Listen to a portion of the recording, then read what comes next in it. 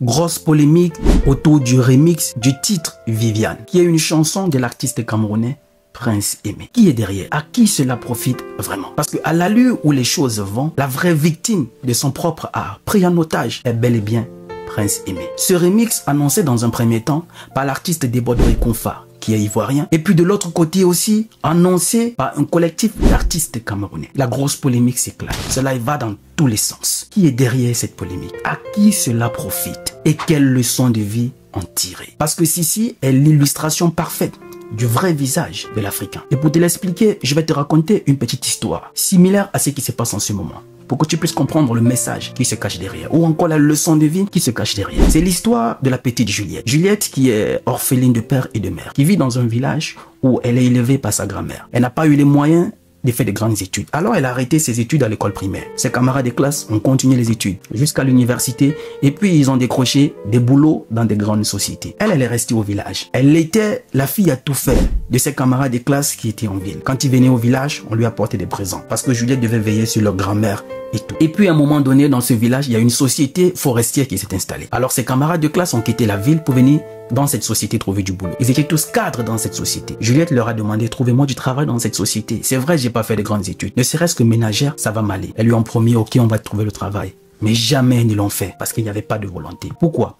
Parce qu'elles prenaient du plaisir à garder Juliette dans la position qu'elle occupait. Leur fille a tout fait, dont elle pouvait disposer quand et comme elle voulait. C'est Juliette qui accompagnait leurs enfants à l'école, s'occupait de leur maison, fait les courses et tout. Bref, Juliette était leur fille à tout faire. Jusqu'au moment où certains touristes sont arrivés dans ce village-là, parce qu'ils partaient visiter un parc qui était à 20 km de ce village. Alors, sur le trajet pour aller visiter ce parc, on passait derrière la maison de Juliette. Elle était au puits pour tirer de l'eau. Alors ils ont échangé avec elle et Juliette leur a donné un conseil qui a radicalement sauvé leur vie. Quand vous irez visiter le parc, il y a des éléphants qui traînent dans la forêt et qui viennent souvent au village. Si vous les voyez, ne courez pas, ne paniquez pas. Mais par contre, sifflotez.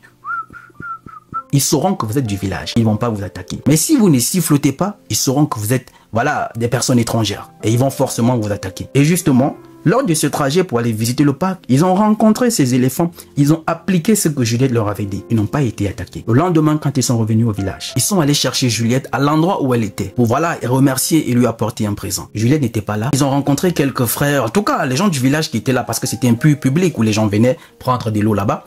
On a dit, Juliette n'est pas là, elle est allée à la plantation. Ils sont partis. Mais les gens ont commencé à se poser des questions. Mais comment ces touristes-là cherchent Juliette?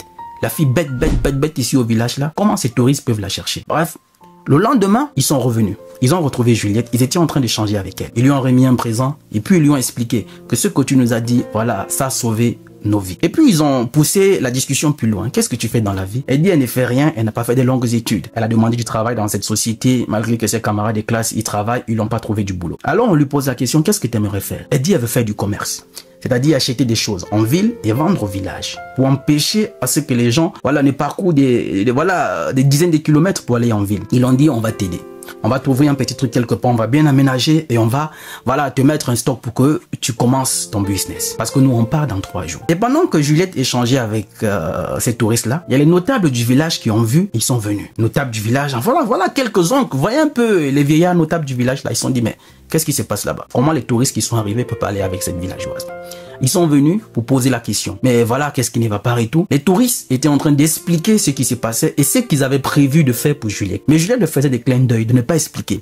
Parce que devant les notables et les chefs du village, Juliette ne peut pas, voilà, dire que non, ne leur expliquez pas ça. Ça fait pas poli dans la culture africaine. Alors les touristes ont expliqué ce qu'ils avaient prévu de faire pour Juliette, ce qui concernait ce business. Et vous savez, la réaction de ces notables-là, non, ne faites pas ça. Ne faites pas ça. Cet argent-là, il faut donner à la chefferie et puis on va offrir des fournitures scolaires aux enfants qui vont à l'école. Juliette, c'est pas un problème pour elle. On lui a déjà trouvé du travail dans cette société. C'est justement ce qu'on était en train d'échanger entre nous pour lui trouver le travail dans cette société. Ah, les touristes ont dit, ok, c'est bien, tu vas travailler et tout. Mais en réalité, ils ne savaient pas ce qui se passait derrière. Ils sont partis. Et vous savez ce qui s'est passé? Ils n'ont jamais trouvé du travail à Juliette. Juliette, jusqu'aujourd'hui, a gardé la position qu'elle occupait. Leur fille de main. La fille a tout fait au village. Va faire ceci, va faire ceci, va faire ceci. Pourquoi? Parce qu'elle était issue d'une famille pauvre. Elle n'avait personne pour lui tendre la main. Cette histoire est similaire à ce que traverse Prince Aimé en ce moment. Les gens autour de toi sont témoins de ta souffrance, de ta galère, de ta misère, des moments difficiles que tu traverses. Ils savent comment tu peines à trouver du boulot, mais ils font exprès d'être sourds, muets et aveugles. Ils ne veulent pas te tendre la main. Ils ne veulent pas t'apporter du soutien. Jusqu'à ce que quelqu'un sortira de nulle part. Pour vouloir te tendre la main, ils vont ressurgir. À défaut de ne pas t'aider, ils vont empêcher que les autres puissent te tendre la main. C'est la réalité du monde dans lequel nous vivons. Les gens ne sont pas capables de t'aider.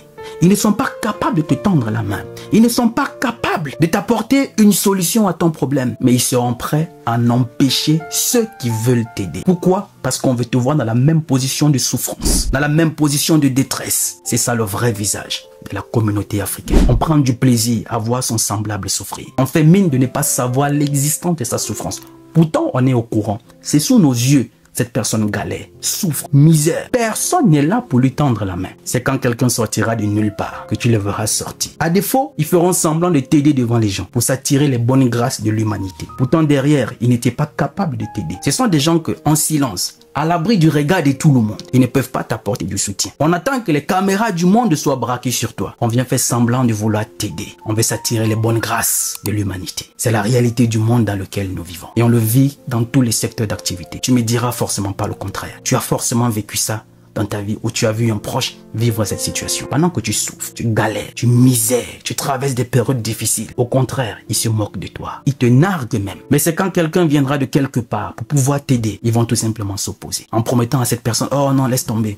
Nous, on va l'aider, c'est pas un souci. Il a grandi avec nous, c'est notre frère. Pour empêcher cette personne de t'aider. Et quand cette personne va tourner le dos, ils vont t'abandonner à ton propre sort. C'est la réalité du monde dans lequel nous vivons. Que ce soit dans le monde des artistes, du showbiz. On voit ça fréquemment. Tu as ton album, tu cherches un producteur.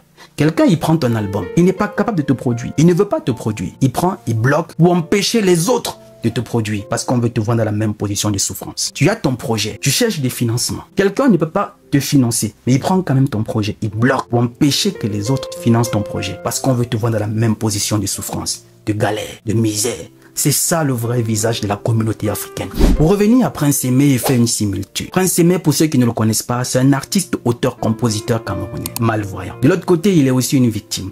Une victime de ce système mal organisé en charge des personnes handicapées. Il est une victime qui n'est pas propre qu'au Cameroun, dans la plupart des pays francophones. Comme je disais, Prince Aimé, c'est un artiste, auteur-compositeur camerounais. Avec cette chanson Viviane, sortie en 2004. Ça a fait son carton et tout, jusqu'à ce qu'on n'en parle plus. Parce que c'était un vrai tube. Il a fait un voyage en Occident, en France, où ça s'est pas bien passé et il est retourné au Cameroun, abandonné à lui-même dans sa vraie galère, sous le regard de la plupart. Jusqu'à ce que l'artiste Longuet fasse des vidéos avec lui pour implorer personne de bonne volonté de lui venir en aide. Jusqu'à ce que cette chanson Viviane, par l'artiste des Bordeaux, je crois que c'est en 2019, et par la suite sur TikTok, qui a été boosté par les Nadia et tout, cela a connu un boom, un buzz. Je crois aujourd'hui c'est à plus d'1 million de reprises sur TikTok. Alors il décide de faire un remix à la chanson. Cela a fait naître aujourd'hui une polémique qui va dans tous les sens. Le but de cette vidéo n'est pas de situer qui a raison ou qui a tort. Ce n'est pas là notre problème. C'est justement de se servir de ce fait de société et tirer la leçon de vie qui se cache derrière. Depuis qu'il a dit qu'il devait faire ce remix-là, de l'autre côté, il y a aussi un collectif d'artistes camerounais qui disent qu'ils feront aussi le remix de la même chanson pour que Prince Aimé puisse bénéficier. Et cela va dans tous les sens. Au point, ça fait des clashs entre deux nations, le Cameroun et la Côte d'Ivoire. Mais la principale question que tout un chacun devrait se poser, c'est que avant que cette chanson ne puisse prendre, avant que cette chanson ne puisse être un carton comme cela est aujourd'hui, bref, ce remix qu'on va dire grâce à De Bordeaux, cela a revu le jour et qu'aujourd'hui le collectif dit on fera aussi un remix. Mais sachant que ça fait un moment qu'il est revenu de la France, il est au Cameroun, il traverse des moments difficiles. Même quand Longuet a fait une vidéo pour implorer des âmes de bonne volonté à lui apporter de l'aide, où était ce collectif d'artistes? Où était-il? Pourquoi c'est maintenant que ça fait un buzz, que le collectif aussitôt apparaît, on va lui tendre la main? C'est autant de questions qu'on se pose. Et ceci résume en réalité ce que je vous ai raconté en début de vidéo. Les gens, ils sont témoins de ta souffrance. Ils sont témoins de tes galères. Ils sont témoins de tes misères. Ils sont témoins des situations difficiles que tu traverses. Mais ils ne sont pas capables de te tendre la main. Ils attendront le bon moment. Que quand les caméras seront braquées sur toi, chacun fera semblant de venir te tendre la main pour s'attirer les bonnes grâces de l'humanité. C'est la réalité du monde dans lequel nous vivons. Et d'une part, pour moi, je dirais qu'ils sont tout simplement aussi tous des victimes. Que ce soit ces artistes, que ce soit... bref, peu importe les camps, je dirais qu'ils sont juste des victimes. Des victimes du système qu'il voudrait qu'on puisse en faire plein les poches sous la souffrance et la misère des autres. Sinon, pourquoi autant de polémiques? Au point où ça va dans tous les sens. Parce qu'en réalité, au final, la victime prise en otage par son propre œuvre reste Prince Aimé. Et qui au finish peut-être sera le meilleur perdant. On vit dans un monde où les gens sont témoins de tes souffrances, feront mine de ne pas voir, mais attendront que quelqu'un sorte de nulle part pour vouloir t'étendre la main. C'est en ce moment, comme par hasard, ils sont au courant de tes souffrances et de tes misères. C'est la réalité du monde dans lequel nous vivons. Vous savez, dans la vie, il faut savoir raison garder. Parce qu'en réalité, ça va déjà dans tous les sens. Et ce n'est plus ce genre de combat, de clash que l'Afrique a besoin. L'Afrique n'a plus besoin de ce genre de polémique. Ça ne nous grandit pas. Au contraire, ça nous rétale. Ce sont des sujets sur lesquels on devait s'entendre. Qu'il y ait autant de remix sur Viviane, de Prince Aimé, gloire à Dieu, ça bénéficiera à l'artiste. Parce qu'au lieu de se faire de la guerre en ce moment, alimenter la polémique, qu'il y ait des milliers de reprises, de remix de la chanson Viviane, c'est Prince Aimé qui sera le bénéficiaire. Sachant son handicap, ça l'aidera. S'il vous plaît, sachez raison garder. Parce que le véritable perdant dans tout ceci restera Prince Aimé. La défense de quelqu'un ne se fait pas sur les réseaux sociaux. C'est en posant des actes concrets. Poser des actes. C'est justement ce qu'il a besoin. La famille, c'est la leçon de vie que je voulais partager avec vous. Derrière cette polémique, comme je vous ai toujours dit, notre but, c'est de servir des faits des sociétés, en tirer la leçon de vie qui se cache derrière et partager avec vous. Il n'est jamais trop tard pour savoir raison garder et rectifier le tir. Oui, il n'est jamais trop tard parce que le rêve n'a pas de date d'expiration. Je suis Roland Campbell, ton frère.